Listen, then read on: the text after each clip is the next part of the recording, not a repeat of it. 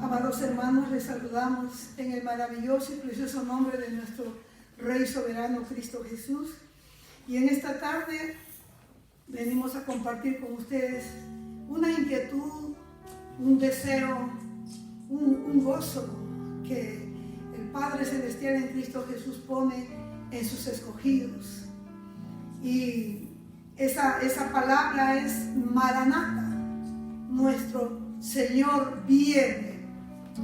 Y en esta tarde les saludamos y queremos compartir con ustedes esta oración para empezar esta comunión en el Espíritu por su palabra que es vida y es Espíritu. San Juan 6:63. Padre, en el nombre de Jesús te damos gracias por estos momentos preciosos que tú nos das el permiso de podernos comunicar con todo tu pueblo a través de tu Santo Espíritu, de tu palabra que es vida y es Espíritu, por el cual has traído gozo, has traído paz, has traído descanso, alegría y sabiduría a nuestros corazones.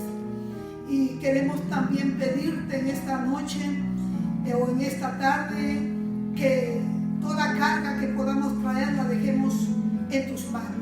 Tu amor es perdón, es reconciliación y comunión contigo y también con los hombres. Por eso tu palabra dice: amad a vuestros enemigos, haced bien a los que os aborrecen, bendecid a los que os maldicen y orad por los que os calumnian, para que seáis llamados hijos de Dios. Porque tu palabra también dice en Mateo 11:28: venid a mí los que estáis trabajados y cargados, y yo os haré descansar. Llevad el yugo de mi palabra, que es una carga fácil y ligera de llevar. Y es verdad, Señor, tu palabra es una carga fácil y ligera de llevar, porque dejamos en ti nuestras cargas para bendecir, Señor, y asimismo para amar y perdonar. Gracias, Padre. Gracias, Cristo Jesús. Gracias, Espíritu Santo. Amén, amén y amén. Vamos en esta tarde a abrir Hebreos capítulo 2, versículo 14. El libro de Hebreos capítulo 2, versículo 14 dice de esta manera, aleluya, Hebreos 2, 14, dice: así que, por cuanto los hijos participaron de carne y sangre, Cristo también participó de lo mismo, para destruir por medio de la muerte al que tenía el imperio de la muerte, esto es, al diablo. Nuevamente voy a volver a leer segunda de Hebreos capítulo 2, versículo 14. Así que, por cuanto los hijos participaron de carne y sangre, Cristo también participó de lo mismo, de carne y sangre, para destruir por medio de la muerte al que tenía el imperio de la muerte, esto es, al diablo. Cristo Jesús se vistió de carne y sangre como nosotros, siendo espíritu, para venir a tomar, para venir a sustituirnos en esa cruz, para que nosotros podamos ser, como dice aquí el versículo 15, y librar a todos los que por el temor de la muerte estaban durante toda la vida sujetos a servidumbre. Versículo 15. Y librar a todos los que por el temor de la muerte estaban durante toda la vida sujetos a servidumbre. El versículo 17 dice: por lo cual debía ser en todo semejante a sus hermanos, para venir a ser misericordioso y fiel sumo sacerdote en lo que a Dios se refiere, para expiar los pecados del pueblo. Versículo 18. Pues en cuanto Cristo mismo padeció siendo tentado, es poderoso para socorrer a los que son tentados. Después de meditar en esta porción, en Hebreos capítulo 2, versículo 14 en adelante,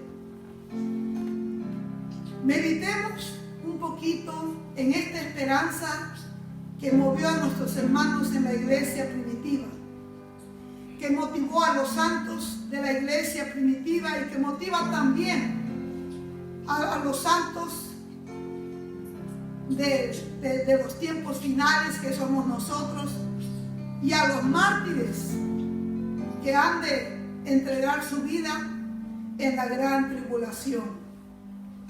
¿Cuál es la esperanza? Que por siempre y para siempre, mientras estamos en este cuerpo, el gozo, la seguridad, la fidelidad, la fe, la confianza, la verdad que llena nuestra vida, que fortalece nuestra fe, que purifica nuestro corazón y nos permite estar permanentemente guerreando. Primeramente por mantenernos firmes en el lugar donde Cristo nos ha puesto, parados en la roca de los siglos, clamando e intercediendo, buscando su rostro todo el tiempo, poniendo nuestros ojos solo en Jesús, porque su palabra dice: puesto los ojos en Jesús, el dador y el consumador de nuestra fe, nuestros oídos oyendo su voz, porque su palabra dice: mis ovejas oyen mi voz y me siguen, no oirán la voz del extraño. Respirando alabanza y adoración. ¿Por qué? Porque Cristo vive en nuestros corazones, porque nos ha sellado con su Santo Espíritu, que es el fuego que alimenta nuestro corazón de amor y de pasión por Él. Porque en ese amor y en esa pasión lo buscamos a través de la oración, a través de la alabanza, de la adoración. Porque la adoración no solamente es adorarle con cánticos, la adoración también es una obediencia permanente. La adoración también es una comunión estrecha. La adoración nos hace uno con Cristo, porque podemos sentir la necesidad en nuestro espíritu de estar en comunión con Él. Entonces, esta esperanza, esta realidad que movió a nuestros hermanos de la iglesia primitiva, también mueve a su pueblo en estos últimos tiempos. Y moverá a los santos mártires que darán también su vida durante la gran tribulación. Cristo es nuestra seguridad. Cristo está cerca. Cristo está cerca de revelarse a su pueblo. Por lo tanto, podemos nosotros entender y comprender lo siguiente: que desde que Adán y Eva pecaron, hay lucha entre el bien y el mal, entre la luz y las tinieblas. Inevitablemente nos envuelve a todos, absolutamente a todo el género humano. Es cierto que en estos tiempos estamos viviendo en una pandemia donde muchos que estamos obedeciendo a las leyes que los gobiernos del mundo están dando de apartarnos y de estar en nuestros hogares, y podemos tener más tiempo de meditar y más tiempo también de compartir el evangelio de nuestra salvación a nuestros seres queridos de cerca y de lejos. Tenemos la oportunidad de dejar a un lado todo lo que nos distraía de la comunión con Él. Y sin embargo, hemos siempre estado en esa lucha permanente. Las naciones y sus ideologías, los patrones y los trabajadores, en la sociedad, en los hogares, aún en el radio o el vecindario donde estamos, siempre hemos y estamos viendo esas diferencias entre la luz y las tinieblas. Y en realidad lo que nos diferencia de la iglesia primitiva a los tiempos actuales que estamos viviendo próximos a la venida de Cristo es que en la iglesia primitiva el pueblo de Dios sabía que la única manera que ellos podían tener paz y seguridad en sus vidas es entregando su corazón a Cristo aún frente a la muerte. La historia cuenta de dos mujeres, madre e hija. Ellas no quisieron adorar al emperador romano y el castigo era la muerte. La llevaron al Coliseo romano y ellas dos estaban y una multitud alrededor de ellas mirándolas. Ellas dos estaban en medio de ese coliseo y ahí iban a soltar a los leones hambrientos. Pero en las graderías una voz sobrenatural se estremeció a todas las personas reunidas ahí, diciendo: Maranata, nuestro Señor viene. Esa palabra era el código del pueblo de Dios. Era el sustento, la alegría, la esperanza, el gozo cumplido en el corazón de su pueblo. Cuando ellas escucharon eso, sus rostros se iluminaron y se alegraron en una alegría sobrenatural, porque luego los leones se abalanzaron sobre ellas.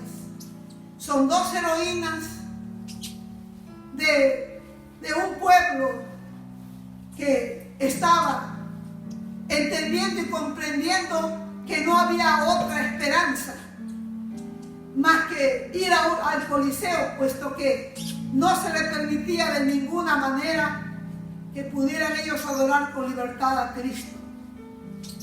Y la diferencia entre el pueblo, la iglesia primitiva y nosotros, es que podemos adorar a Cristo pese a todos los problemas, vicisitudes, opresiones, bloqueos, resistencia y oposición del maligno. Podemos glorificar a Cristo. Sabemos que Él es nuestra esperanza final, gloriosa, completa. Sabemos que nuestro porvenir prácticamente más inmediato es Cristo. Y eso es lo que nos tiene que mover, no solamente a anhelar su venida, sino también a predicar vida, proclamar vida, anunciar vida a otros corazones que tienen necesidad de Cristo. La iglesia primitiva se tenía que esconder porque ellos no podían hablar de Cristo. Como digo, usted en la historia bíblica estaban ellos siendo perseguidos, torturados hasta la muerte, porque no podían hablar con libertad de Jesucristo. El gozo permanente de la iglesia primitiva. Nosotros, pese a todos los problemas y dificultades, podemos hacerlo. Y eso, hermanos, nos tiene que mover a entender y comprender que el mundo no ha cambiado, salvo por esas excepciones, que ahora no nos gobiernan los césares, sino nos gobiernan hombres que, aunque tienen sus ideologías, aunque tienen sus propios razonamientos, lógicas y entendimientos, sin embargo, no nos están condenando a la muerte por orar, por alabar a Cristo, por predicar su palabra. Estamos viviendo en un tiempo en el cual Cristo nos está dando el privilegio de predicar y establecer el reino de los cielos en los corazones de aquellos que no tienen ninguna esperanza. En los corazones de aquellos que están bajo sombra de muerte, de angustia, de desesperación, que solamente están viendo un camino, el suicidio, un camino, el vicio, un camino, la autodestrucción. Por lo tanto, hermanos, obstáculos, así como en la iglesia primitiva hay ahora. Pero esto a nosotros no nos inhibe de poder avanzar, llevando vida a otros corazones. Había una revista muy publicitada que estaba dando a conocer a sus lectores una inquietud, una pregunta, para que cada quien diera su propia versión, para que cada quien pudiera responder lo más adecuado. La pregunta era que qué había de malo en el mundo. Y cada quien dio su versión. Pero había una persona bastante conocida por muchos lectores que dio su versión definitiva. ¿Qué hay de malo en el mundo? Dijo: yo, sinceramente, fulano de tal. Y eso, y con esa respuesta ya no dio lugar a más, porque lo dijo todo. En realidad, hermanos o amigos, uno de los más grandes obstáculos para la salvación del corazón del hombre es el orgullo, es la autosuficiencia, es la autojustificación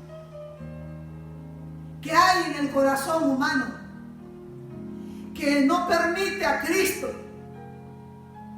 que Cristo pueda revelarse a él. A nosotros nos está encomendado establecer ese reino. Y Cristo es el que se encarga de hacer nacer y de dar crecimiento a esa vida que nace a través de la fe en Cristo Jesús. Que se abre la puerta por una necesidad grande en su vida. Y es por eso, hermanos, que el tema de hoy es Maranata. Nuestro Señor viene. Para nosotros como iglesia, como pueblo de Dios, para aquellos que no le conocen pero que tienen la oportunidad de recibirlo en su corazón. Porque si Cristo viene esta noche o viene mañana o la semana que viene, en fin, nosotros no sabemos el día y la hora. Muchos que aún no lo tienen pueden tenerlo y pueden tener también ese privilegio. La persona que estudia la palabra de Dios no se sorprende ni desmaya de las situaciones que puedan estar alrededor de nosotros, estorbando o boicoteando esta vida eterna que Dios nos ha dado, para que también podamos nosotros establecerlo en nuestros corazones. ¿Por qué? Porque aquellos que estudian la palabra de Dios continuamente nos estamos escudriñando el corazón. Porque el Espíritu Santo que vive en nosotros nos está escudriñando. Nos está haciendo ver a cada uno de nosotros nuestras fallas. Nos está cada día pasando como una radiografía en qué condición nos encontramos, para que podamos ser instrumentos de bendición para aquellos que tienen hambre y sed de la necesidad de Dios en Cristo Jesús.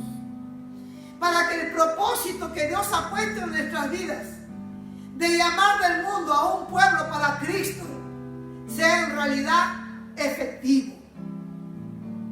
Porque el Espíritu Santo ahora mismo se está moviendo en el mundo entero. Se está moviendo aún, como dice Romanos 8:28, a los que aman a Dios todas las cosas ayudan a bien. Aún en esta pandemia, muchos países que eran completamente herméticos para dejar entrar el Evangelio, ahora lo están haciendo. El Evangelio está entrando. Damos gracias por esos siervos y siervas, hombres de Dios, misioneros, que han dejado la comodidad para estar en lugares de necesidad por amor a Cristo, por esa pasión que arde en el corazón de su pueblo. Hermanos, el bien está esperando el momento estratégico para poder vencer el mal. Jesucristo, el Señor, en su prometido retorno a la tierra, será el acontecimiento más grande para la iglesia de Cristo.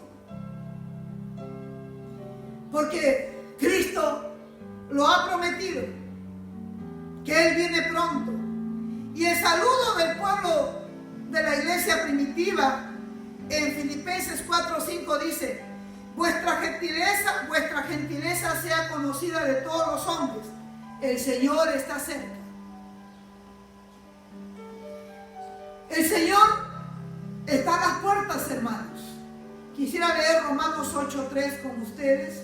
El libro de Romanos 8:3.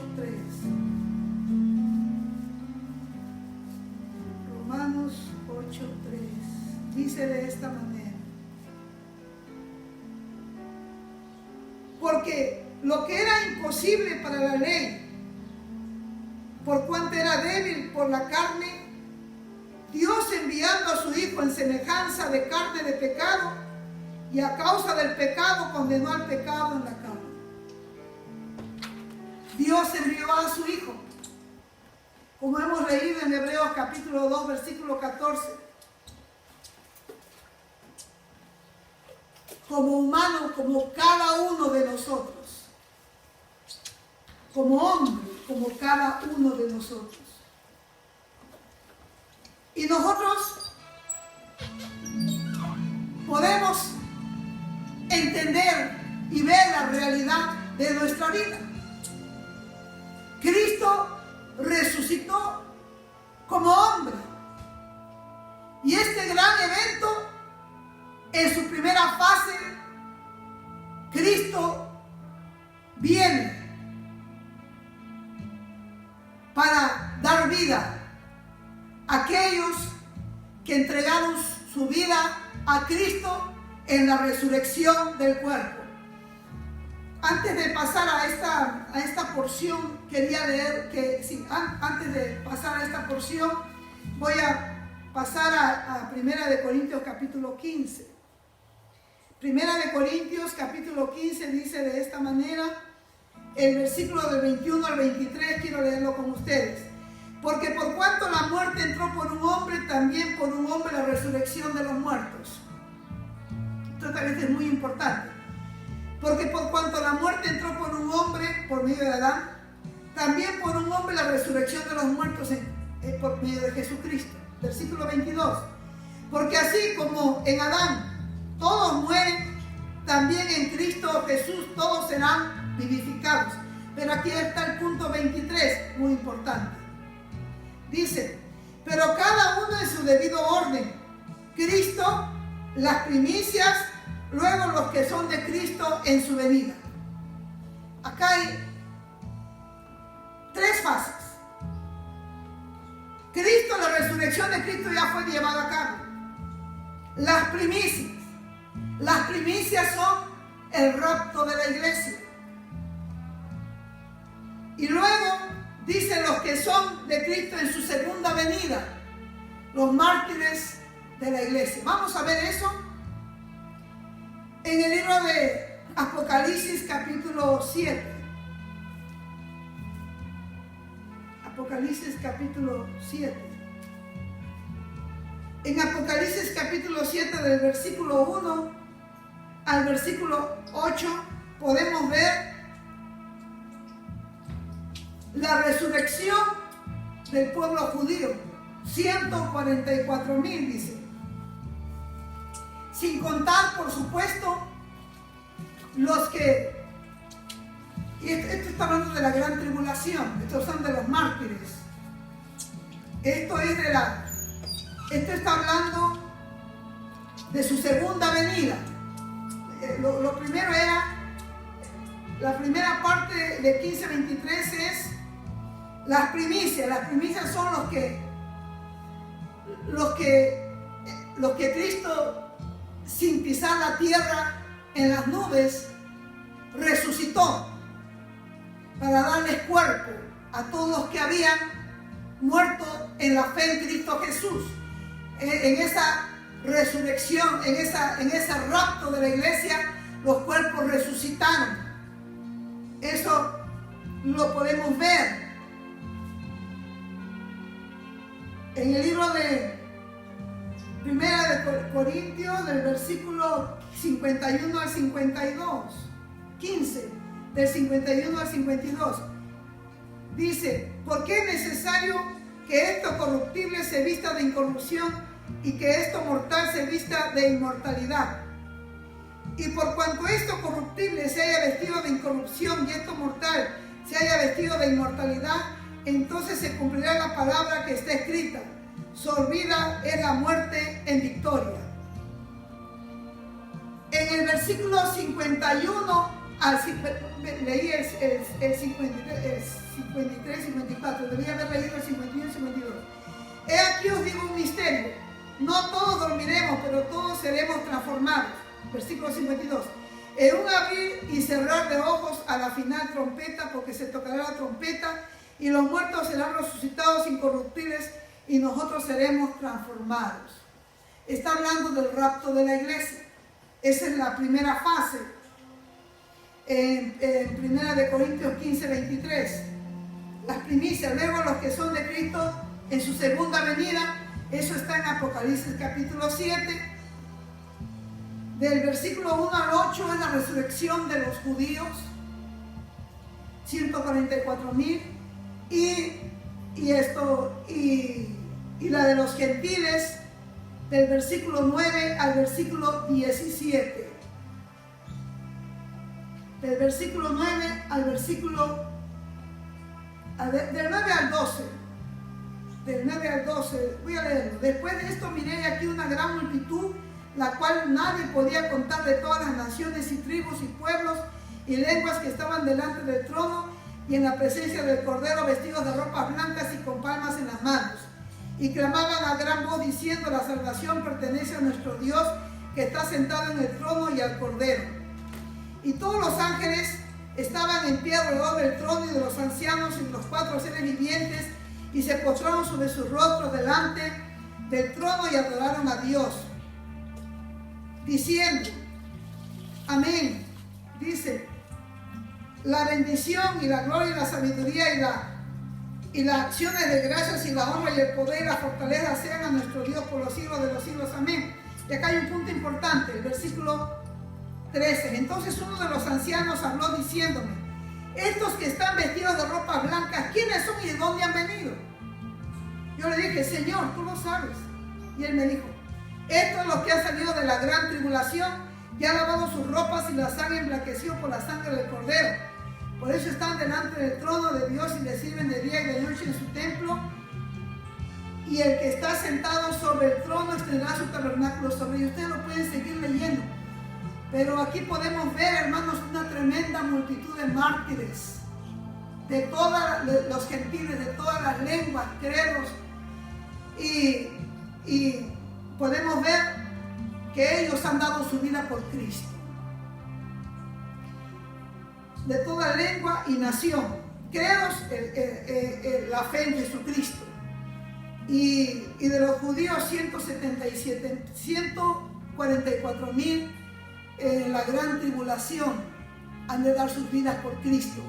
sin contar con los que en el rapto de la iglesia, tanto gentiles como el pueblo judío, porque hay pueblo judío que ha confiado en Cristo y le ha entregado su corazón, han ido con Cristo o se irán con Cristo en el rapto de la iglesia. Y meditando también en todo esto, hermanos, y me gustaría poderles compartir a ustedes que durante la gran tribulación que sufrió el pueblo judío del año 1937 a 1945, esa persecución que ellos y esas muertes atroces, más o menos 8 millones de judíos perecieron. La Biblia nos dice que el sufrimiento purifica los corazones. Para mi sentir, yo quiero dar mi opinión, ¿verdad?, de que la mayoría de esos judíos entraron al gozo de Cristo Jesús, entraron al gozo del Señor, porque tal vez no le conocieron ellos o lo desconocieron, porque Cristo se manifestó al pueblo judío y sus padres, al no transmitir a sus hijos la verdad del Evangelio, porque el Evangelio es Cristo, es la buena noticia de salvación, de perdón, de reconciliación y comunión de Dios con el hombre en Cristo Jesús. Entonces el Evangelio es Cristo Jesús. Sin embargo, en medio de la tribulación, de la angustia y la aflicción que ellos vivieron, Dios purificó sus corazones. Porque la Biblia dice claramente que el sufrimiento purifica. De tal manera que Cristo no ha perdido, sino Él ha ganado muchas almas para su reino. Porque Él ama al hombre. Porque San Juan 3:16 es el versículo más, 16-17, es el versículo más grande de amor de parte de Dios el Padre para los hombres. Porque de tal manera amó Dios al mundo.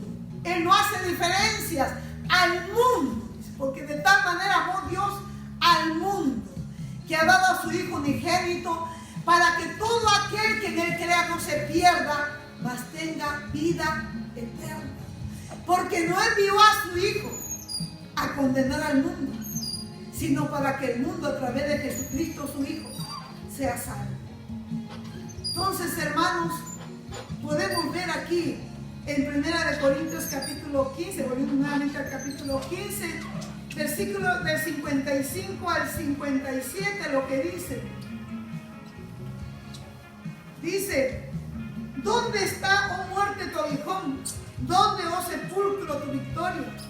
Ya que el aguijón de la muerte es el pecado y el poder del pecado la ley, más gracias sean dadas a Dios, que nos da la victoria por medio de nuestro Señor Jesucristo. Y el versículo 58 y 59 también dice: así que, hermanos míos amados, estad firmes y constantes, creciendo en la obra del Señor, siempre sabiendo que nuestro trabajo en el Señor no es en vano. Entonces, hermanos, ¿qué significa para nosotros, hermanos, la segunda venida de Cristo? ¿Qué significa en este caso para nosotros? Es el gozo cumplido, es la satisfacción plena, la seguridad que hemos de ver su rostro, que tendremos un cuerpo eterno, que ya no va a enfermar, ni va a sufrir, ni va a llorar, ni va a morir. Un cuerpo eterno. Es la resurrección del cuerpo. Como leíamos hace un momento en 1 Corintios 15:23, Cristo resucitó, espíritu, alma y cuerpo. Y ya lo hemos leído. Tomás fue y tocó su costado y se dio cuenta que Jesucristo no era un espíritu ni un fantasma. Él estaba en cuerpo, sangre y espíritu.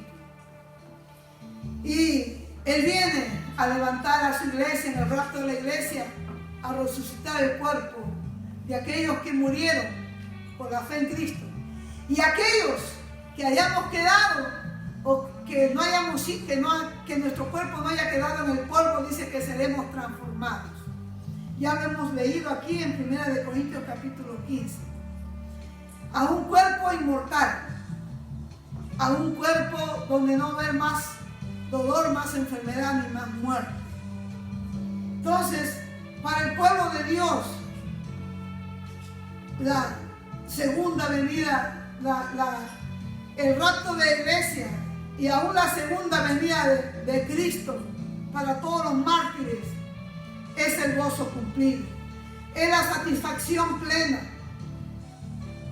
de aquel que ha estado esperando con fe su venida, como la iglesia primitiva.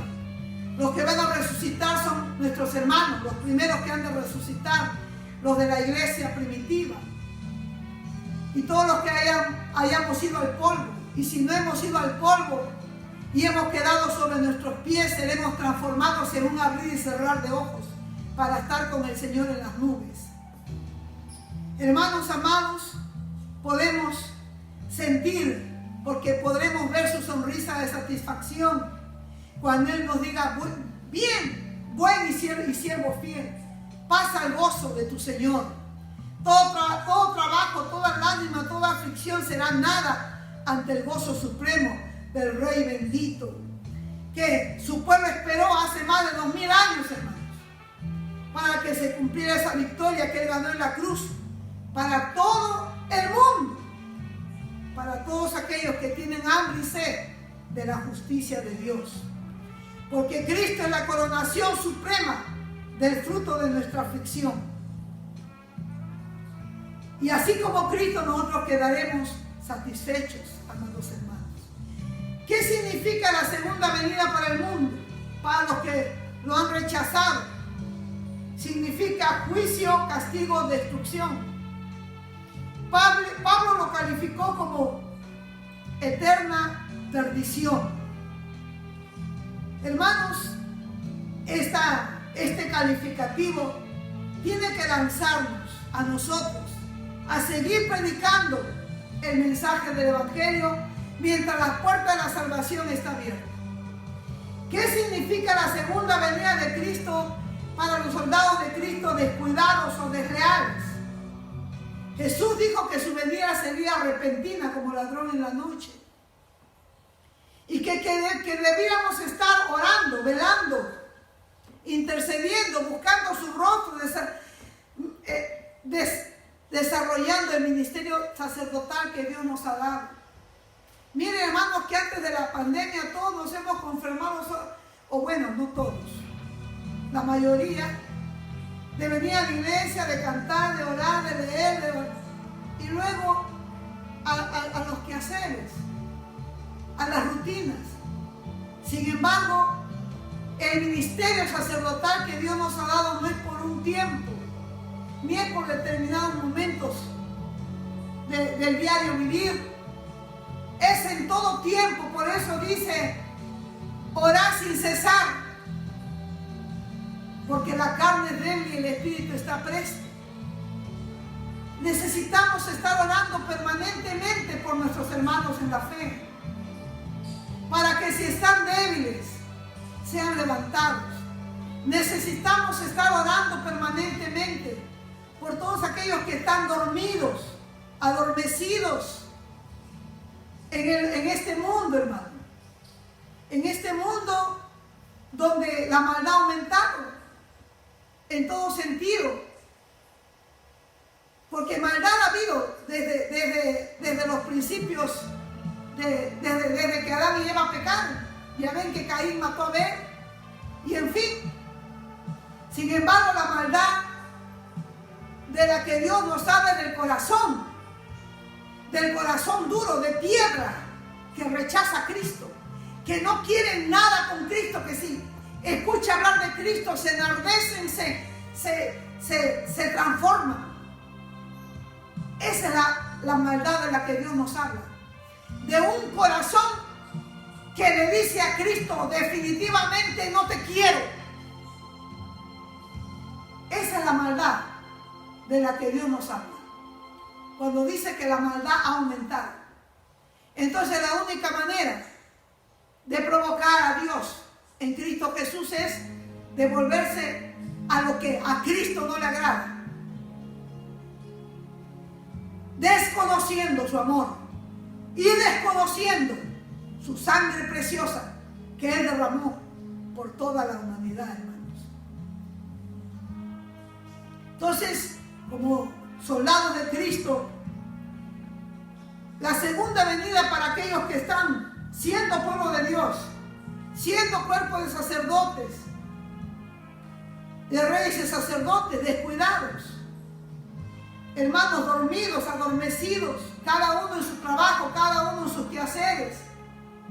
Y muchas veces la economía o las cosas o los planes están por encima de la perfecta voluntad de Dios.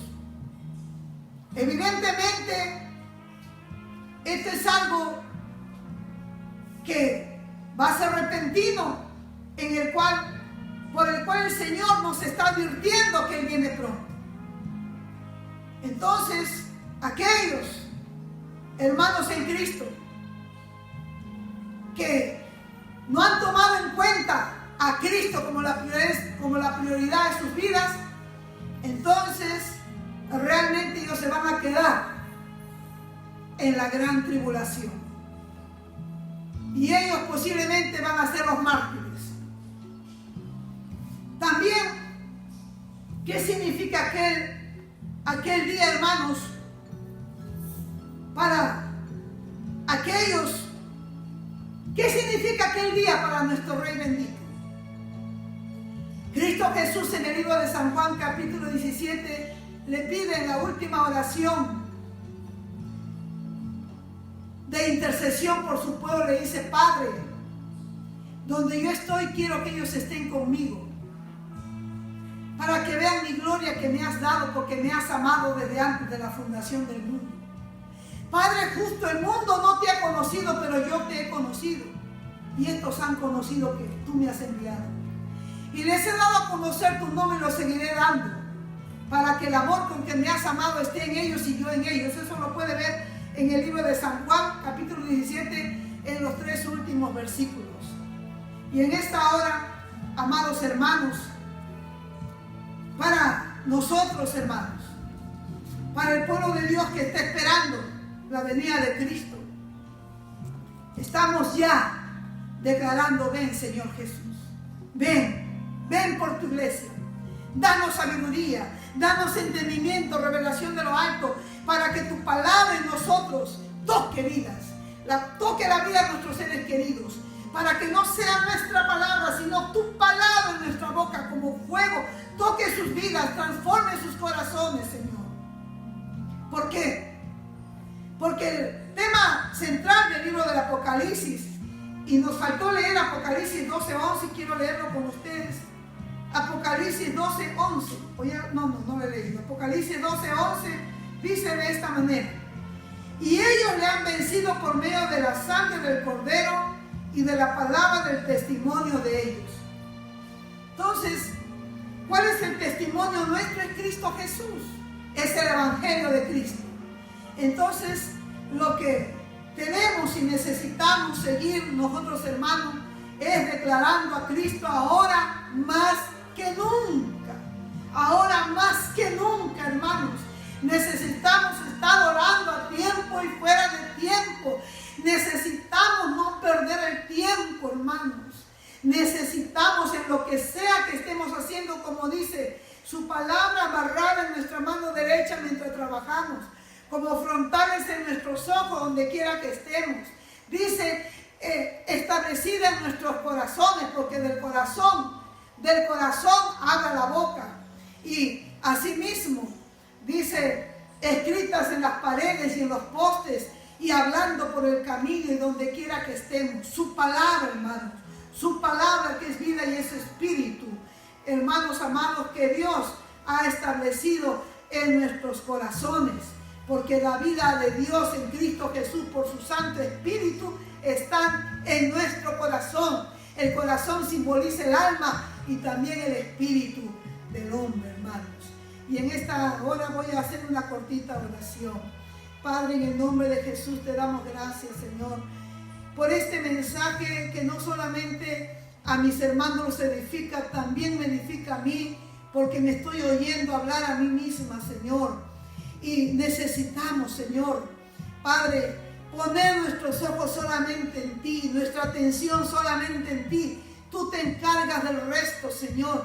Ayúdanos a estar orando a tiempo, fuera de tiempo, por todo tu pueblo, no solamente por la iglesia local, nacional y mundial, por todos nuestros hermanos, pastores, misioneros, evangelistas, predicadores, maestros, doctores, siervos, siervas que están predicando vía radio, teléfono, televisión, internet, vía satélite, a toda la faz de la tierra, porque tu palabra dice que este evangelio será predicado en todas partes del mundo, luego vendrá el fin.